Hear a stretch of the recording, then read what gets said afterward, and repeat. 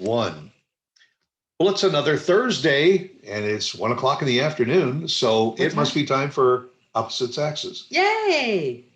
Yeah. Another one. Here we are again. Yeah, we are again. You know what? And number one, I don't know what it is about you and this show. You're getting rave reviews.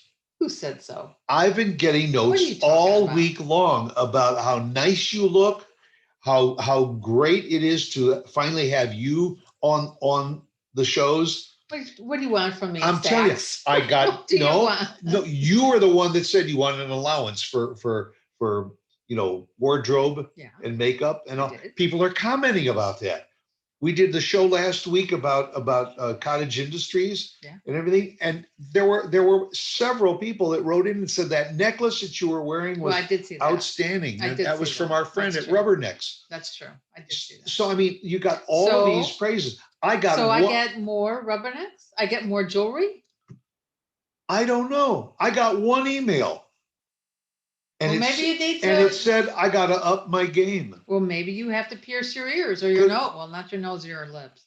Oh, but I mean, I work my little fanny off on all these shows and everything, and you get all the accolades, and I get one comment that says you need to up your game. Hey, at least somebody likes something. I know. So I guess the success of Opposite Sexes depends on you. No, it's always the both of us. It's always the both. Yeah, well, not according to all the comments that we're getting. Hey, at least you're getting comments. Yes, but I did also get one nice comment from Christine Dean, who is the sponsor of our show, the DFW Networking Diva. Really? And What'd she say? We really appreciate it. She says, you guys are doing a really great job. Aww. Now she said, you guys both, not me, but both of us. She has to say that. So you got about 20 comments about you. We got one from Christine for us, and I got one that says you better up your game to compete with your wife. You're doing just fine.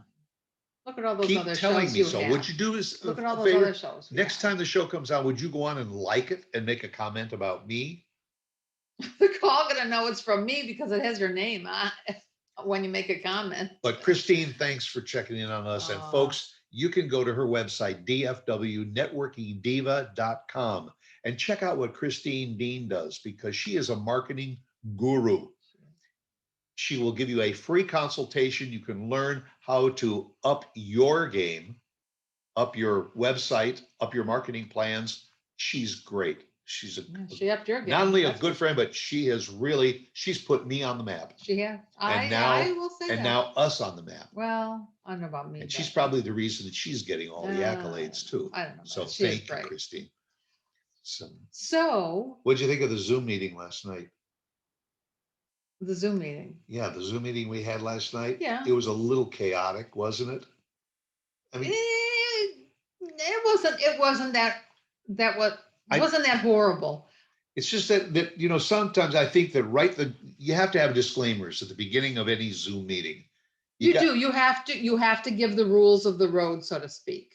Yeah. You have to say, mute yourselves, and if you step out of the room, go to video.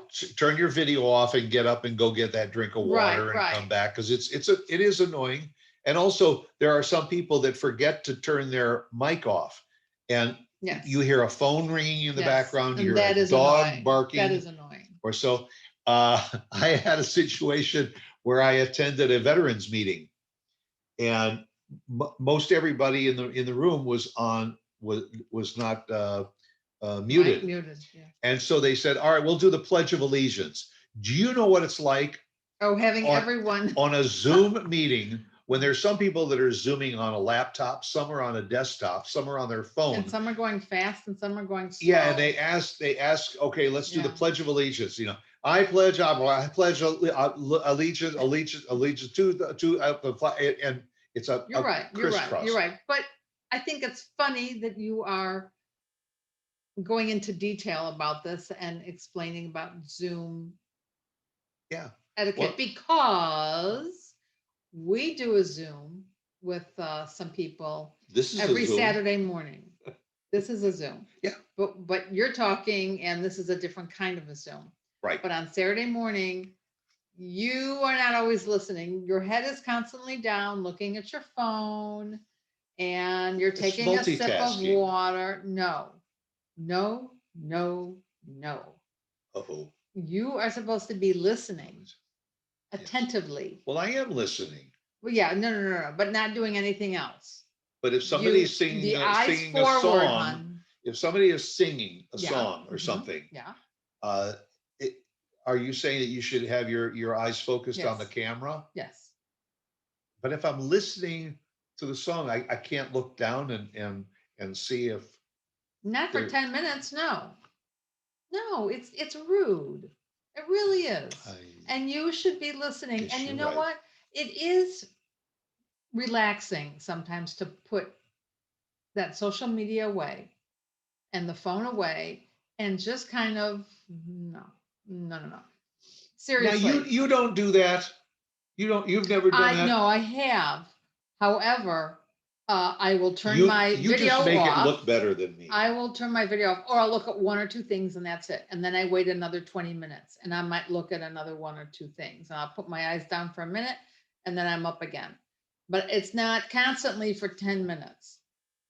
And it's not all the way through. I think the answer is you have to get some kind of a holder that you put up on the top of your thing right there next to your camera. Seriously, Stuart. See that way. So now I can have my iPhone up there and I can I am going to start writing notes that says, no, look forward, look in the camera. And I'm going to post them hanging from this light or the top of the screen. It is not right. keep your hands on the wheel and your eyes on the road. Yeah. which Eyes we forward. got in my car. In your car. I should beep you. It's Every time I see you looking away, I'm going to go beep. Yeah. Beep. Yeah. We got one of those cars that if you change lanes, it lets you know. But also if you turn your head away, a thing comes up on the dashboard that says, keep your eyes straight ahead. And let me tell you something that happened to me this morning. Yeah. And boy, it makes you look straightforward. Yeah, it makes you look at the road. So that's what maybe they need to add that to the Zoom. That when your eyes veer away from the camera or something, a little thing pops up on the screen that says you're not watching. Well, until that happens, which I think is going to be a long time in coming, you need to be a little bit more cognizant. Okay. I'm looking straight at the camera. I'm looking at all of our listeners and watchers. Good. Yes. Good. And I am being very, very attentive. And another thing, while we're talking about this. Here it comes. Don't you like, ever since they started Zoom, since the pandemic started, and the news broadcasters or somebody they're interviewing, and you see their apartment, their room, their house, whatever. I love it when they show them and they're in a bedroom. Evidently, their cameras, their computers are in the bedroom, and the bed's unmade. The pillow's lying at the side of the bed. Well, it lets you know. The clothes are on the bed. Sometimes you get the feeling that you know what they're probably a really good broadcaster and they probably make a pretty good living and all, but they have this studio apartment, and so everything they got. I mean, sometimes they're sitting at the kitchen table and you see the pots and pans and everything on the counter behind them. Yeah, you're right. Yeah. And there's other times. There's other times that they've got the fireplace going. Oh yeah, and that's because of ambiance that they did that. No. And you get ideas. It's almost like a version of HGTV. Yeah, you're right. You see the planter. Oh, that planter over there with those plants. That's really cool. I like that.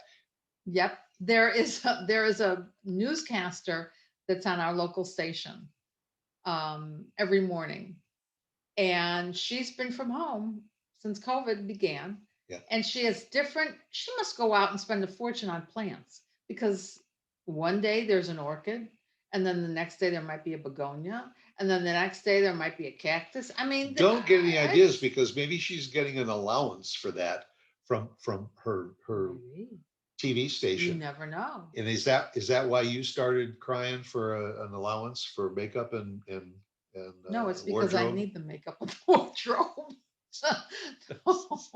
And we got the little male and female. That's what we've got in our background. Again, look at it. We're not fuzzy today. We don't have this black sticking out from. I'm a little fuzzy. You're always a little fuzzy, but we don't have this black around our heads, or we're not. Yeah, we've been working on that for some reason when we have the light backgrounds. That's not professional. So that's bad zooming, in other words, right? It is. It's bad zooming, and if you're watching it, don't you get a little? Aren't you wondering what's that black or what's that going on around in the background? Why is he fuzzy around his head? Yeah, around his ears. Yeah. And why is her hair sticking up, or why is she black around her? So you think there's people that are watching this that are saying, they look pretty good to last week. They were really fuzzy. This week, well, and I said to you, I really like this background. So we'll probably use this, and we'll go on and try and find some other opposite. Yeah, but as I look around, I mean, I can still see there's a little bit of black fuzz, but this one is clearly much better. But again, we could do away with the background, and we just have white in our background and do that. Well, if we took away the background and everything, then you would probably want to go out and get some more plants and everything to put in the room, but behind us. I don't know. Sometimes they say less is more. But like because where we're broadcasting from, we would have cabinet doors behind us. But they're white, and there's nothing to take away from them. At least the focus would be on us, or people would be listening to us. I find that when I'm listening to the newscasters or whoever's on TV and they have all this stuff in the background, I'm concentrating and looking at, what am I seeing? Well, either that or for better zooming, we'll move the studio into the family room so that we can have the fireplace behind us. Would that be better? No, because then we got to move the furniture all around. You also notice sometimes that these broadcasters, you were talking about the news broadcasters and everything, that many of them are in an office and they've got bookshelves behind them. And on the bookshelf, they always have a copy of their latest book. Of course. Right over their shoulder. You're an advertiser. You know about that. So, yeah. So they have, and they also have anything that was signed by anybody important. So you agree with me about this background? Yeah, I think this background was better, and so we'll start looking for weeks. Yeah, that's why she said let's do a show about zooming, because I want to tell you about all the things that are wrong. Well, no, you haven't agreed with me, and that it's opposite Saxes. You haven't agreed with me, and I did agree with you. You're well, right. With this, but I'm saying, and with the other, I ain't ever gonna agree with you on everything. Come on. But how you act on a Saturday Zoom. Yeah, I'll try and be more attentive. Don't you think? On some of my Zooms, even some of the meetings that we have, I'm usually looking down. I'm making notes. Yes, you are. But I mean, when it comes to 50 other people or 100 other people, like a webinar,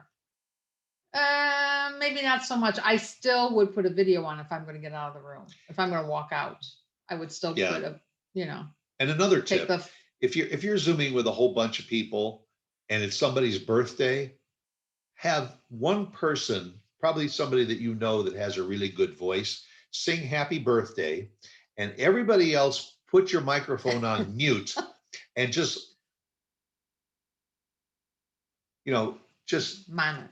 mime it. Exactly. Because that's another one, just like the Pledge of Allegiance. When you got 40 or 50 people all trying to sing happy birthday in unison, it is never going to happen. Okay.